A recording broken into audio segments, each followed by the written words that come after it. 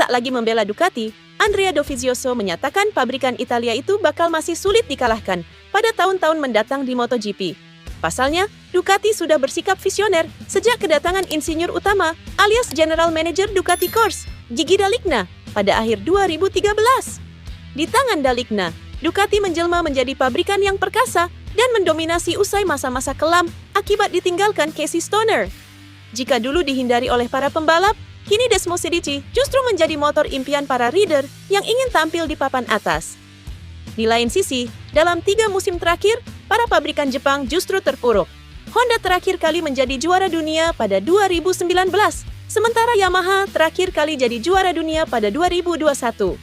Tak hanya itu, kini para pembalap kedua pabrikan harus legawa bertarung di papan bawah. Dovizioso, yang membela Ducati pada 2013 sampai 2020, tahu betul beda cara kerja Ducati dan pabrikan Jepang, terutama Yamaha yang sempat ia bela pada pertengahan 2021 sampai pertengahan 2022. Lewat siniar mic bubble milik Andrea Migno, Dovi menjelaskan mengapa pabrikan Jepang masih terpuruk. MotoGP sudah berubah dalam 10 tahun terakhir. Sampai akhir tahun lalu, para pabrikan Jepang, atau mungkin Honda sekarang, masih bekerja seperti bertahun-tahun lalu. Namun, sejak 2014, Ducati sudah paham bahwa struktur berbeda dibutuhkan di trek dan di markas. Ujarnya seperti yang dikutip Motosprint. Menurut Dovizioso, hal yang paling mencolok dari evolusi Ducati adalah fakta bahwa mereka menggait lebih banyak insinyur, sehingga evaluasi untuk perangkat baru bisa dilakukan lebih intensif. Dengan begitu, Ducati bisa menyediakan begitu banyak data bagi para pembalapnya.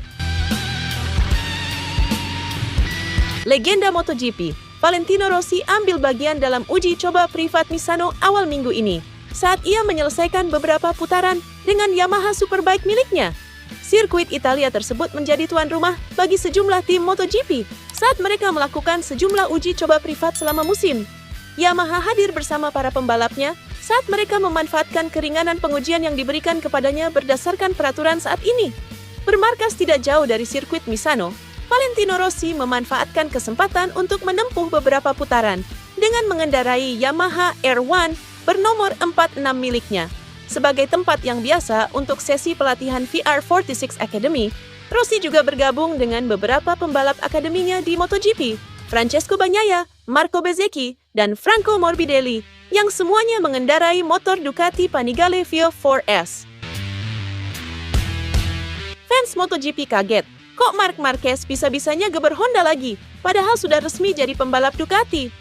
Marc Marquez kedapatan geber motor Honda lagi saat latihan. Hal tersebut ia unggah di akun Instagram pribadinya. Marc Marquez kelihatan geber Honda CBR 600RR dalam sesi latihan. Ia melakukan latihan di sirkuit Aspar, Spanyol.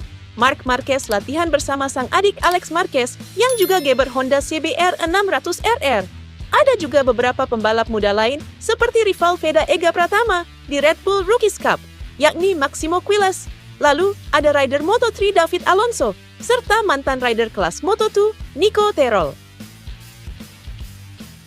Tentunya netizen bertanya-tanya, kenapa mereka tidak pakai Ducati seperti para pembalap Ducati satelit lainnya.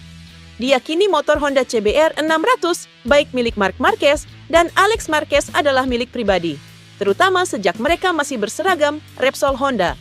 Honda CBR 600RR ini memang sudah kelihatan saat Marc Marquez latihan beberapa tahun lalu ketika memulihkan cederanya. Bedanya adalah sekarang pakai livery ala tes pramusim Gresini musim lalu, dari sebelumnya livery tricolor HRC. Tapi diketahui, Marc Marquez sebelumnya pernah pakai Ducati Panigale V4 untuk latihan, tepatnya di Portimao awal tahun ini.